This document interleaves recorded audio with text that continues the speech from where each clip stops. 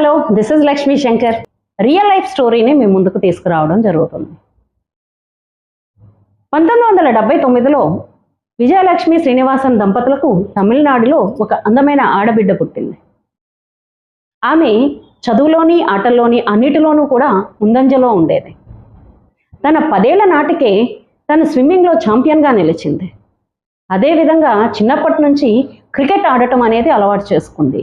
అదేవిధంగా 17 ఏళ్ల నాటికి అండర్-19 క్రికెట్ తమిళనాడు జట్టుకి టీం కెప్టెన్గా కూడా తను నిలబడింది. తన కెరియర్ని క్రికెట్లో ముందుకు తీసుకెళ్తూ భారతదేశం గర్వించదగ్గ క్రికెటర్గా తన లైఫ్ని ముందుకు తీసుకెళ్ళాలి అనుకుంది.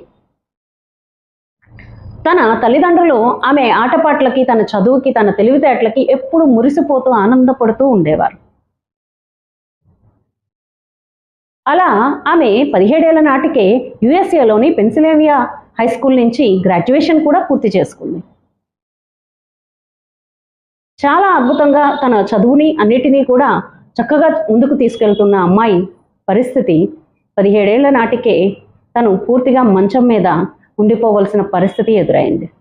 ప్రమాదవశాత్తు పాండిచ్చేరిలో తన బీచ్లో తన ఫ్రెండ్స్తో పాటు ఆడుకుంటూ ఉన్న సమయంలో ఇసుక తెన్నెలు మీద తను జారిపోయి, తన పూర్తిగా ఇసుక వల్ల కూరుకుపోవటం వల్ల వాళ్ళ ఫ్రెండ్స్ తనని లేపాలని ట్రై చేసినందువలన ప్రమాదవశాత్తు తనకి వెన్నెముకకి ఇంజురీ అయింది.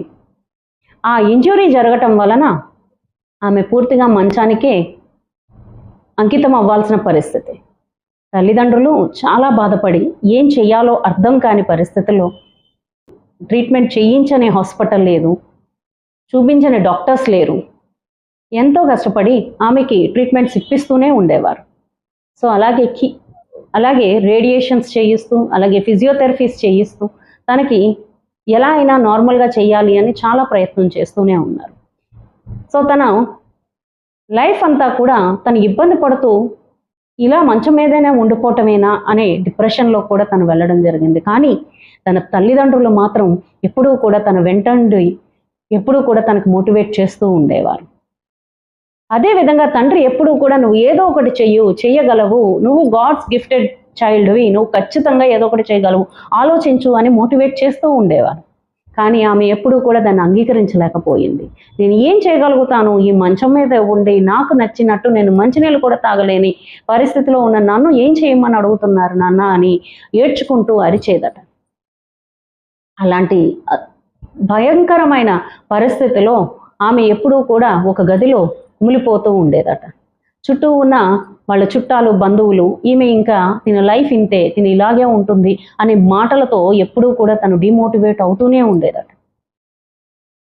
కానీ తండ్రికి మాత్రం ఎక్కడో నమ్మకం ఉంది, కూతురిని చదివించాలి అన్న ఆశతో తనకి క్లినికల్ సైకాలజీ కూడా చదివించడం జరిగింది. తను అదే విధంగా తన్ని పూర్తి చేయడం జరిగింది.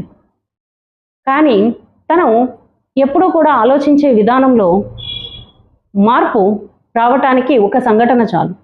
తండ్రి హార్ట్అటాక్తో హఠాత్ మరణంకి పాలవడంతో ఫినాన్షియల్గా కూడా తనకి సపోర్ట్ అవసరమయ్యి అప్పుడు తను ఆలోచన మొదలుపెట్టింది, ఏ విధంగా ముందుకు వెళ్ళాలి, నేను ఏం చేయగలుగుతాను అని.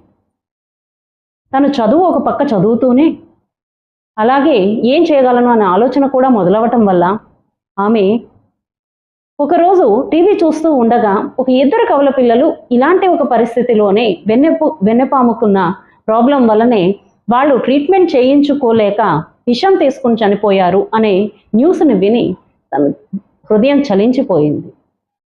మేము చేయని తప్పుకి మేమెందుకు శిక్షణ అనుభవించాలి, మా తల్లిదండ్రులు ఎందుకు శిక్షణ అనుభవించాలి అనే ఆలోచన తనలో మొదలైంది.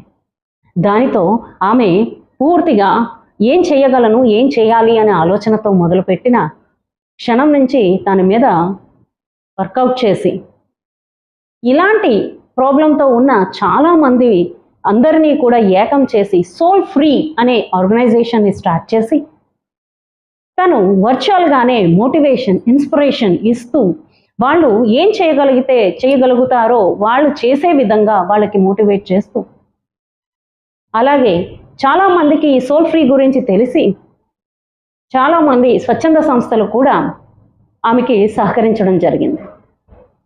అలాగా ఈ సోల్ ఫ్రీ ఆర్గనైజేషన్ ద్వారా ఇలాంటి ప్రాబ్లం ఉన్న చాలామంది ఆడపిల్లలకి ఒక ఆస్కారం దొరికింది. వాళ్ళు చేయగలిగిన పనుల ద్వారానే వాళ్ళు ఎంతో కొంత ఇన్కమ్ని జనరేట్ చేసుకునే విధంగా, వాళ్ళు తన కాళ్ళ మీద వాళ్ళు నిలబడే విధంగా ఈమె ముందుకు తీసుకువెళ్ళింది. ఇలాంటి ఒక అద్భుతమైన పర్సన్కి కర్మవీర చక్ర అవార్డు, అలాగే కల్పనా చావ్లా అవార్డు తమిళనాడు గవర్నమెంట్ ఇవ్వడం జరిగింది. అదేవిధంగా ఎన్నో అవార్డులు, రివార్డులు ఇవ్వటం జరిగింది. మరి ఇలాంటి ఈ ఇన్స్పిరేషనల్ స్టోరీ ద్వారా ఈ అమ్మాయి గురించి తెలుసుకోవాలని అనుకుంటున్నారా? ఈమె పేరేంటో తెలుసుకోవాలనుకుంటున్నారా?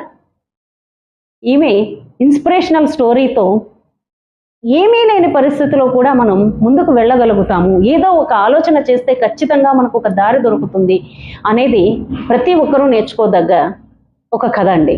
ఈమె పేరు ప్రీతి శ్రీనివాసన్. ఈమె ఇప్పటికీ చాలామందికి సోల్ ఫ్రీ అనే ఆర్గనైజేషన్ ద్వారా క్లినికల్ సైకాలజీ చేయటం వల్ల మోటివేషన్ కౌన్సిలింగ్తో పాటు వారికి ఎటువంటి హెల్ప్ కావాలి అని అన్నా కూడా తానున్నాను అనే ధైర్యాన్ని ఇస్తూ ఉంది.